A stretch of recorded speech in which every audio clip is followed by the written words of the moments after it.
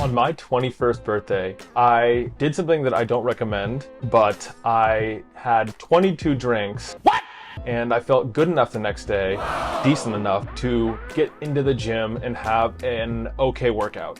That wouldn't have been possible had I not followed a very particular routine. And in this video, I'll share with you exactly what I did so that I felt good enough to work out the day after consuming 22 drinks. The very first thing I did was to plan going into it. That meant choosing the right drinks and avoiding other ones. So you're already consuming a bunch of ethanol.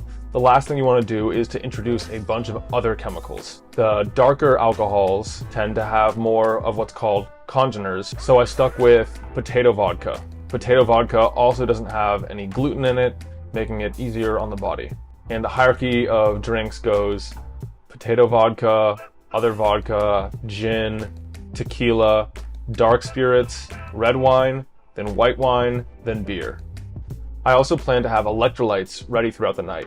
Since alcohol is a diuretic, it's very easy to lose the water and also the electrolytes, which can lead to a much worse hangover the next day. So I carried around some unrefined sea salt and a couple little electrolyte packets that didn't contain a bunch of nasty stuff or sugar. I also made sure to get some exercise in earlier in the day and to consume foods that were higher in natural, whole foods based antioxidants. One of which was eggs, and I consumed a bunch of eggs due to their high choline content, which supports the liver. And if you're a heavy drinker, you might want to consider taking a liver bioregulator to help govern its function and bring it back into balance. Then before I drank, I took milk thistle for liver protection, along with an activated B vitamin complex, some quality magnesium, a Whole Foods vitamin C product, an adaptogen known as Schisandra, and one of the more important ones is to take a glutathione precursor,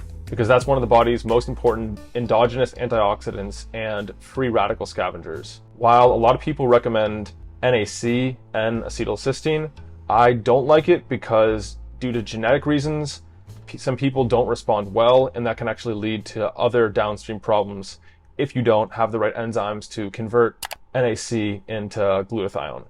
So I personally prefer liposomal glutathione due to the greater absorption and the long-lasting effects, and the processing of ethanol when taken before, but you will not want to take it after consuming alcohol because it can actually have a negative impact if taken afterward. While I was drinking, I consumed water and electrolytes alongside my drinks. I started earlier in the day to give myself plenty of time to process everything, which made it significantly easier. I also took a form of microalgae known as Spirulina along with my drinks. And that's because it's a natural binder and it supplies many micronutrients to the body. So as you're depleting it with alcohol, you're replenishing the body with minerals at the same time that you're neutralizing free radicals and you're helping support the elimination and detoxification of the ethanol. One alternative is to use activated charcoal, and that can be helpful. I did use some activated charcoal while I was drinking, but that also strips the good things out of the body too. So you want to be careful using a lot of activated charcoal. It's much more rough than Chlorella is. My little cheat code the whole time was using dihydromyricetin. I believe that's how it's pronounced. And that's abbreviated DHM. And there's some compelling evidence that it can actually help sober you up. And I took that throughout, so I was sober enough to make it through the entire day, and it also helps protect the body against the ravages of ethanol at the same time. Then towards the end of the night, I took more electrolytes and magnesium because that is depleted by alcohol, as well as a liposomal melatonin product. And I took high dose melatonin because it's a powerful antioxidant, and it too helps the body after significant alcohol consumption.